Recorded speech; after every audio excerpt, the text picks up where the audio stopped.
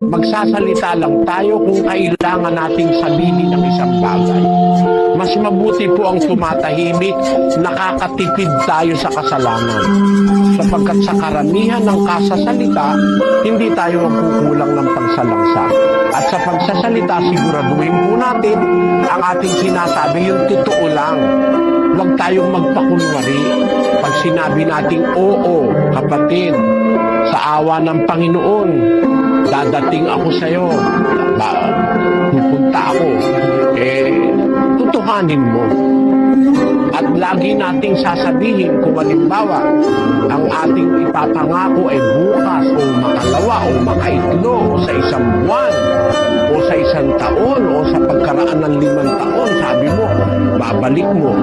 Siguraduhin po natin, lagi nating sabihin kung loloobin ng Panginoon. Pakinggan nyo sa Santiago 4:13. Magsiparito ngayon kayong nagsisipagsabi, ngayon o bukas ay magsisiparoon kami sa gayong bayan at titira kami doong 1 taon at mangangalakal at magtutubo. Kayo ngang hindi nakaalam ng mangyayari bukas.